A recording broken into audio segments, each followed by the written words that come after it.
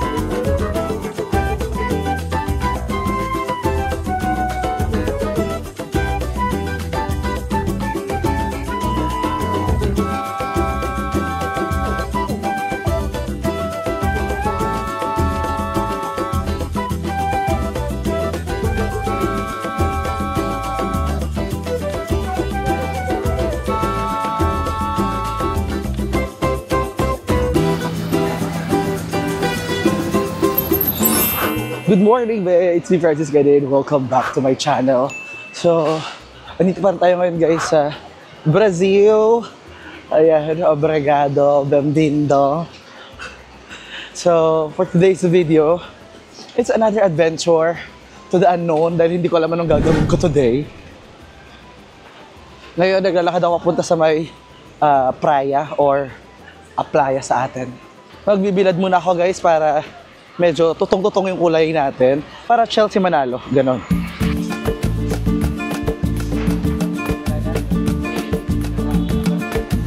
And syempre, pa-flaunt ko na muna sa inyo yung suot kong damit. Yes. Okay, tayo na tayo. Woo! Diba? Very Brazil na ako, o diba? Opak. At oo, be, sa tagal ko dito, be, parang lokal na ako dito. Nag-grocery na ako dito para sa pagkain ko. Hindi na ako kumakain masyado sa labas. Dahil masyadong mahal na din, be, no? Lalo na dito sa area ng Ipanema. Medyo mahal sa Copacabana. And meron lang kaming kapitbahay na grocery, yung Zona Azul. So, mas nakakatipid-ish ako. So, kunya, actually parang hindi rin naman.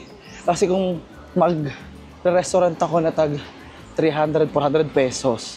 Kasing presyo lang din siya ng niluluto kong pagkain. Kasi yung kinakain ko, 1,000, good for 3 days. Ayun, 3 kainan. Kasi once a day lang ako makain, guys. Kailangan magtipid. Asa mahal tayo na Ipanema. Welcome to Rio. Sa totoo lang, guys, nakadalawang linggo na ako dito sa Ipanema. At gandang-ganda pa rin ako sa nature nila. Siguro for this video, no? Yung pagkakaiba ng difference nung una dumating ako sa Brazil and ngayon, mas confident na ako dito. Hindi na ako takot sa mga tao, ganyan. Alam kong it can be dangerous, pero parang Pilipinas lang din naman. May mga lugar na dapat mag-ingat, may mga lugar din naman na you can be comfortable. So somehow you can be comfortable here and just be cautious all the time. Be alert and have fun, di ba? Kasi at the end of the day, we're here to enjoy. Wow. Ang ganda-ganda. Kailangan ko na ba rin yung t-shirt ko para makapagbilad ako. Woo!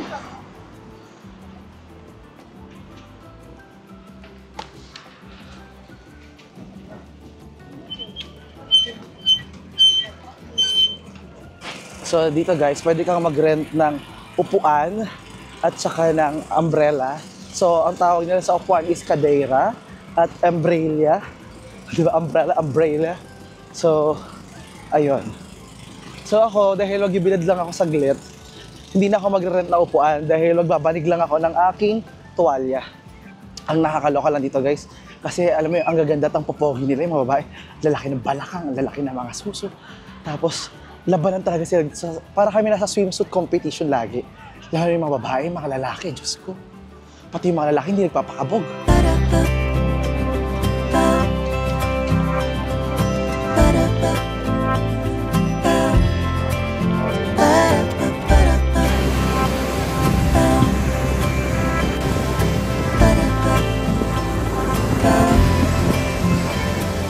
You and me, I will always dream about how it will be. To feel your arms around me, yeah, let it sink in. Yeah, I just let it sink in. You and me, wonder how it feels to have you cheek to cheek. This is not reality, I let it sink in. Yeah, I just let it sink in. Always changing all the scenery. Oh, why I'm living in this fantasy? Don't know, let it sink in. Yeah, I just let it sink in.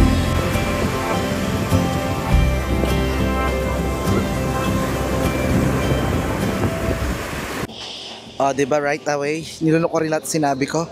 So, ayan guys, enjoy ko muna dito yung pagbibilad ko. And mag-explore tayo maya-maya. Siyempre, chill muna. Kailangan you know how to play hard before you work hard. Ayan guys, chill muna tayo habang tayo ay caipirinha. Ang caipirinha be, ang national cocktail ng Brazil na gawa sa cachaça o sugarcane, lime, sugar at ice. Medyo malapit na itong pinsan is mojito but without the mint. Tamang pang chill lang. Ano ko ngayon? Treat ko sa... Eto na naman ako eh. Justify ko na naman lagi para... Francis, deserve mo yan. Ano? Nakaka-isang linggo na akong deserve mo yan. Ang gastos na. Nakakaloka. Ano na pati camera, hindi na alam saan titingin. Ayan guys, isang linggo na ako ditong nag-deserve mo yan, Francis. So, ito yung ating caipirinha. Cheers. Ganda ng view dito, guys. Nakakabusog. Parang ito yung best view sa lahat. Hindi, ito yung best view after sa jowa ko. Oh, ayan na. Number 1 yung jowa ko, tapos second to. Ay, hindi. Number 2 pala yung jowa ko. Number 1, may nakaharap ko sa salamin. Number 2, jowa ko. Number 3, sila.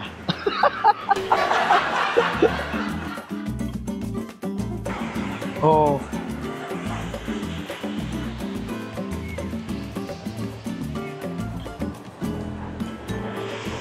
Sobrang nakakatuwa lang na parang dito sa lugar nila is-celebrated yung mga bakla. Ha? Ang daming uri ng gay couple mula sa bading na bading, mula sa lalaki-lalaki, hanggang sa hindi natin sure, hanggang sa magugulo. Parang napaka do you, ganoon lang sila. Let's enjoy life.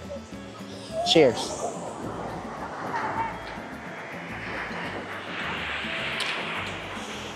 Tapang. Parang malasang solvent na to.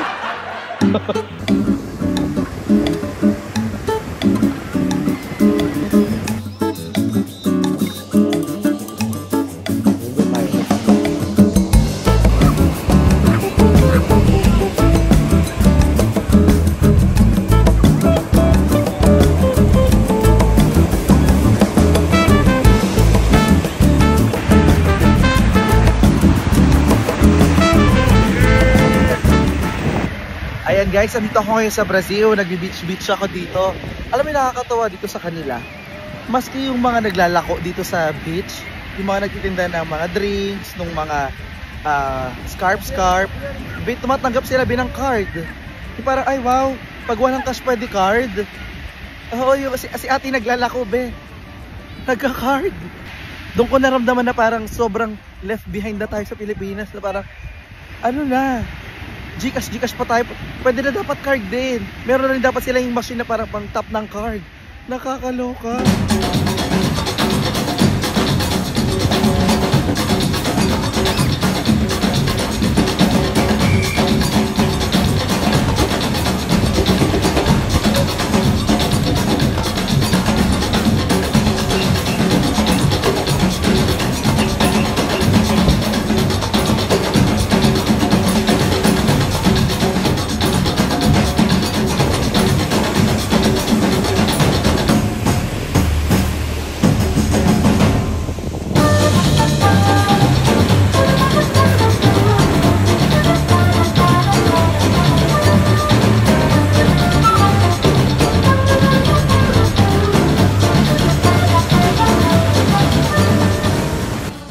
ito naman ba yung nakakatuwa sa kanila? Kasi yung mga nag-ihaw sa kanila, nilalako nila. Meron sila mismong ihawan on the go. O ito be, tara, tikman natin to. Dito be, ibang-iba yung mga paninda nila sa kanilang ihawan. Dito inihaw nila yung cheese. Meron din naman silang hotdog, merong mga karne na makikita rin sa atin, pero iba lang din talaga yung pagkaka-prepare nila. Kaya naman excited ako ba subukan ito. So ito na guys, yung ating inihaw na queijo. Ayan siya, nakikita nyo ba? Hindi ko alam kung nakikita nyo na maayos dahil masyado maliwanag. So, itong queijo quello con oregano, may oregano sila, 'di ba? Para pampatanggal ng ubo. Char. So ito yung uri ng mga street food nila dito guys, na binibenta nila sa beach. Meron iba sila mga piniprito, mga iniihaw. Meron mga hotdog, may sausage, merong mga karne, may bacon. Pero isa ito sa pinaka sikat dito. Kasi ihawin niya ito on the spot sa tabi mo. Yung lasa niya guys, kesong puti. So, maalat lang siya. Bagay sa mga nagda-diet. Siyempre sa beach guys, ang mga tao alam niyo naman napaka puro paganda pa sexy daw. So, tamang ganito lang yung pagkain. At saka dahil cheese siya, may alat. Well, welcome to Brazil. Sabi ko nga dito guys, kung hindi nyo nga-receive ang vlog na sinabi ko, puro sila alat dito.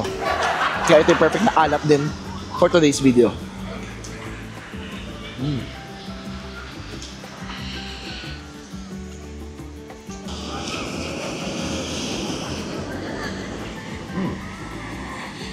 So sa halagang ganito lang guys, sa pera natin 150 agad to or more, mga 160. Mahal. Pero masarap. Inihaw na keso.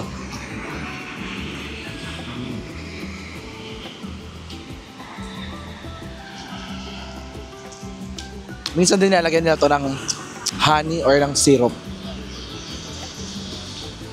Minsan din pag nagbenta sila nito, sa halagang 15 sa pera nila no reals, meron na rin kasamang juice. Pero dahil sa beach tayo, iba yon.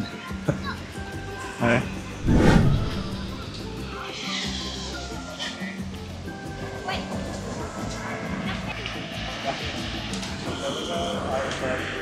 Wala pa yung jowa-jowaan ko dito guys.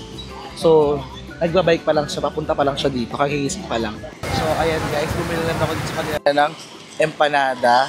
Charan! Ang empanada nila dito, 12 reals.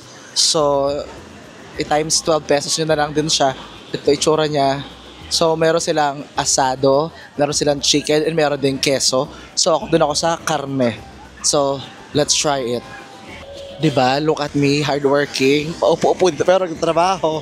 Char.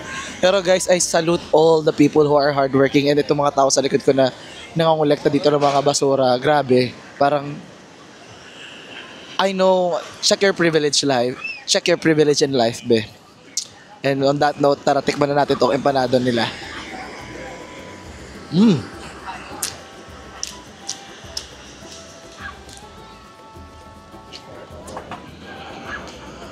Ang expectation ko na mapagkain ng mga Brazilian ngayon is puro maalat na lang, no?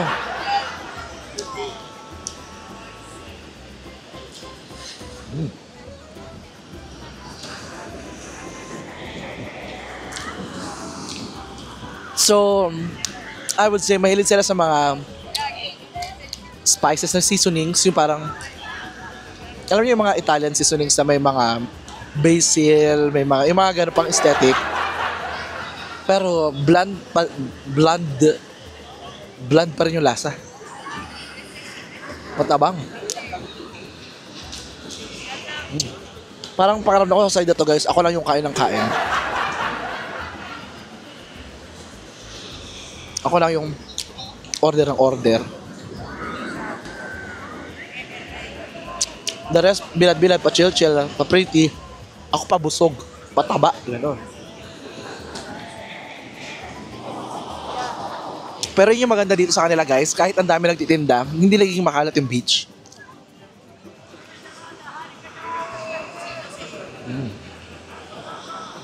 Ano?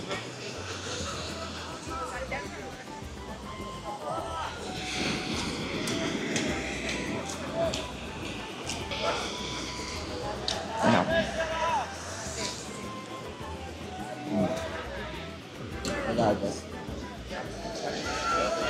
Dumating na rin guys yung ating caipirinha. Ang tapang ng caipirinha nila dito. At in-order ko na yung mas malaki para medyo pang matagalan na siya. Total, hindi naman ako tinatamaan dahil maaga pa. Tapos, iihip ko lang ito sa dagat mamaya. Pampadagdag alat. Ay, ito pala yung lapel. Sorry na. Ito ang pogi ito na lang. Ito, grabe.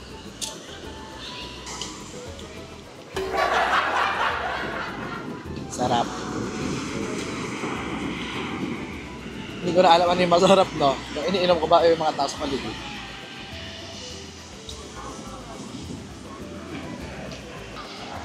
Hindi ko alam kung maganda yung posture ko dyan, pero laban na lang. Cheers!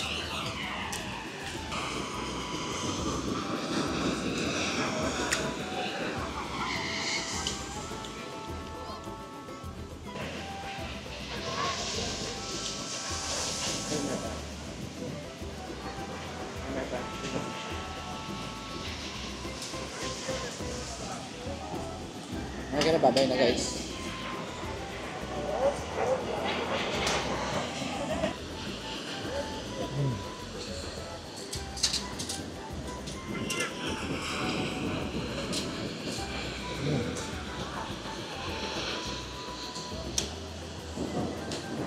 Pogi!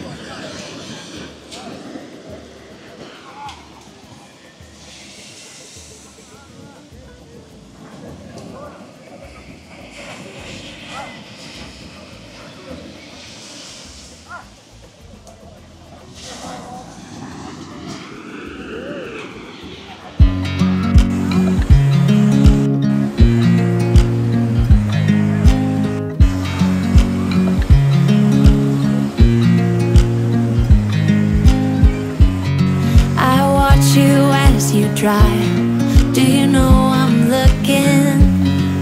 And I can't help but smile. Do you know how much I love you? You put my favorite song on, I put my feet up, and we just sing along.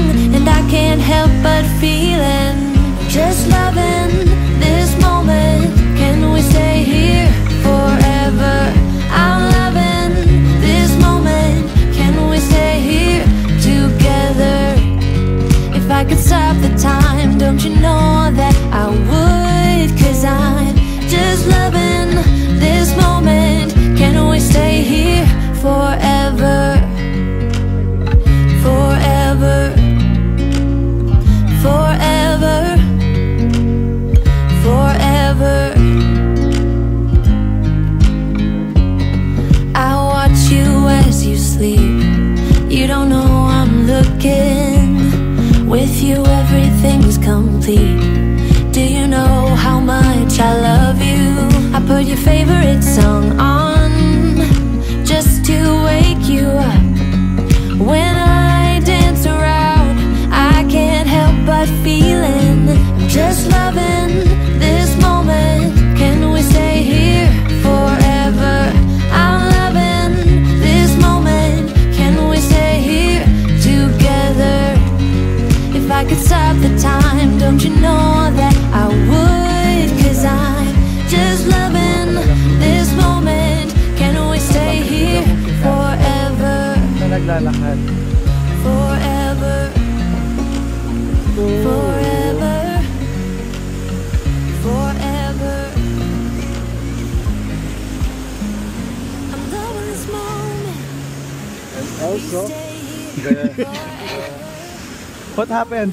the old guy who was playing the guitar, Aha. he also tried to scam me. Because he wanted me to take the phone out so I can take picture with them. I was like, fuck you. I'm a scammer as well. Huh? I'm a scammer as well. Filipino scammer? Yeah. Stay a bit like this. No, no, no, more excited. And look at me. Lower, lower. So what? Go this way. Yeah, I come from there. So what happened? I took the picture of them and it was just a normal story. Like the guys, the small ones, they demand some, They try to... money. And they wanted me to give them camera so I can take picture of them. I was like, what the fuck? What? They wanted me to give them camera so they can take picture of me. They like, okay, I'll take picture of you. You want me to take picture of you? No. Don't worry, I run slow. Because earlier when I woke up, I don't know what's going on with my life. I'm like, wait, I don't even know when is my checkout. I asked them, when is my checkout? Guys, ayan guys, meron silang sinisave doon oh. Dahil nalulunod na. Kinakain ng alon, sobrang lakas kaya ng alon guys. Kanina pati ako muntik na akong kainin ng alon, takot ako eh. So this is the wave, this is the wave. Yeah, the waves is very strong. It will pull you back. No, they're asking them to go back. I think they saved them.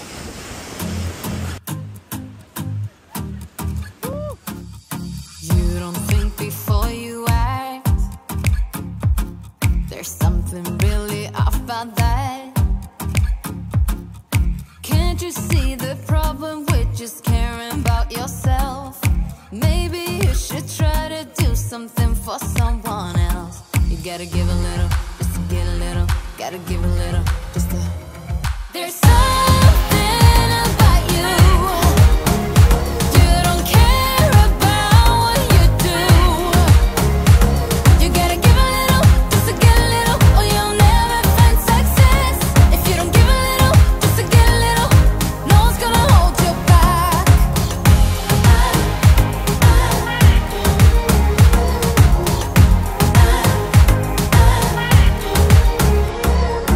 You and I have different ways. I don't like how you misbehave. Even if a shadow falls over your group of friends, you don't care if you can benefit from someone else. You gotta give a little, just to get a little. You gotta give a little, just to... There's something about you. You don't care about what you do. You gotta give a little, just to get a little, or you'll never find success.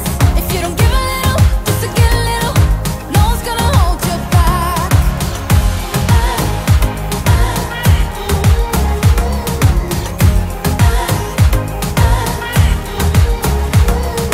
Give me something back. You gotta give me something back. You don't think before you act. Something really off about that. Give me something back. There's something about you. You don't care about what you do. You gotta give a little, just to get a little, or you'll never find success. If you don't give a little, just to get a little, no one's gonna hold you back. There's something about you. At ito naman ba yung discover ni Casper na napakasarap daw na sandwich dito ba sa Ipanema. Tara, subukan natin. Ito naman makikita nyo na paano i-prepare ni Tita, no? Ni Chia. Oo, ang ating sandwich. So, medyo lang yung kanilang tinapay, tapos yung mga palaman na mga pampalasa at saka yung karne nila. Hiniwa niya ng maninipis yung karne na parang actually ang tingin ko parang banh mi siya, pero hindi banh mi. Oo, tingnan natin.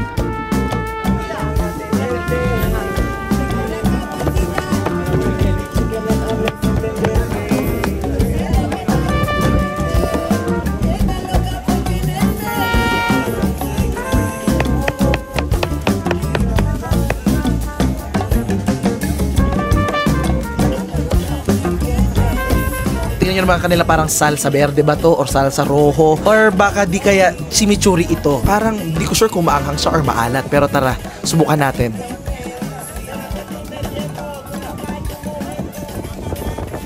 Okay guys, ito na yung binili ko na sandwich. So guys, ito na yung binili kong sandwich. Ito na siya. Ito na yung kaibigan ko. Kita nyo ba siya?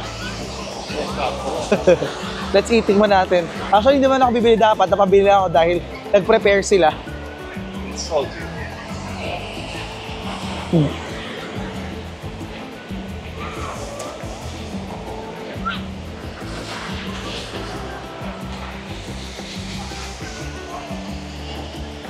The meat is very chewy.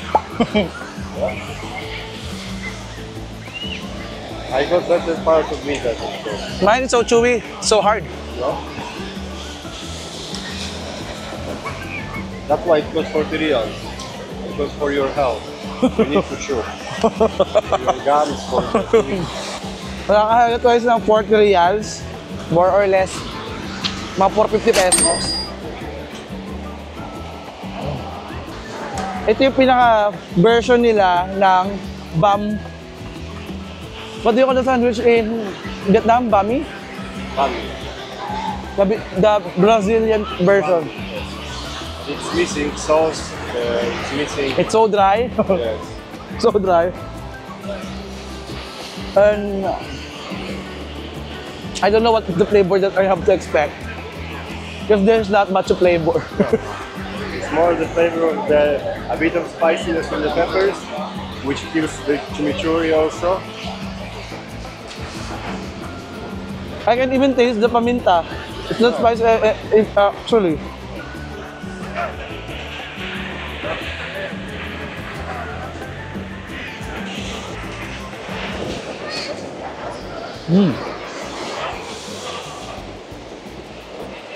Mabigat sa sigmura.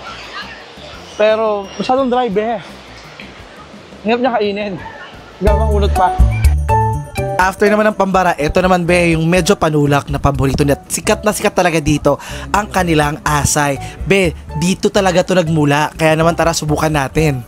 Pero alam nyo ba ang tamang pronounce dito be ay acai?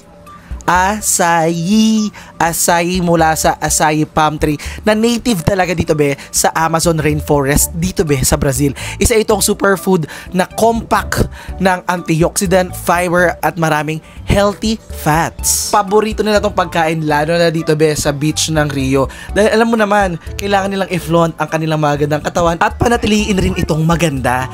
Dito be kadalasan siniserve nila to na may kasamang granola, merong Rice Krispies, or pinipig, marshmallow, at kung ano-ano pa be. Or pwede rin namang plain lang. Inserta?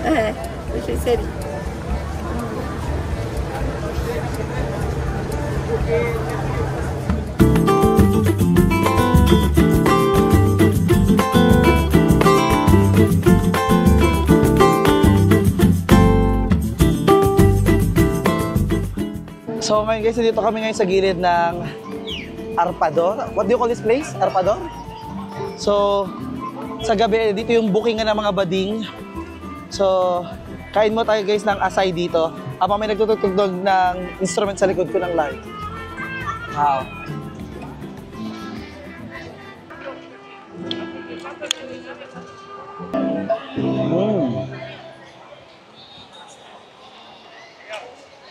Sobrang refreshing siya. Sarap. Sarap oh.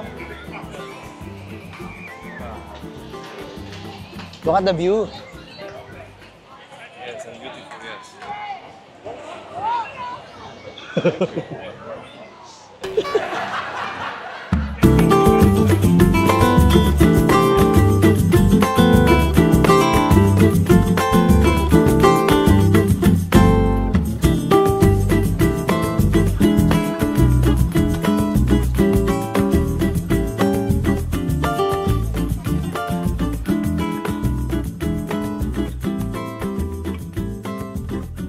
Sa totoo lang be, sobrang magical lang panoorin ng sunset dito tuwing hapon.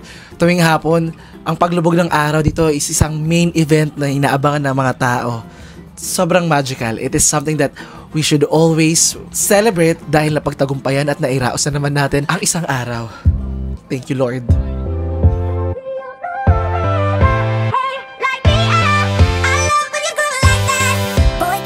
Talk to me, it's what I want the most in my life. They say you're out of my league, but I don't give a damn. No, deep down I know you want it. You wanna take a leap and jump in. You wanna fall You get me spinning, wouldn't it be awesome if you just kiss me slowly and had me in your arms? If I could make you see it, baby, with me something to make the starlight jealous up above. Oh, you make me up, lights going up when I see you rolling up, like the air. I love when you put it like that. Oh, hey, could be us, kissing in the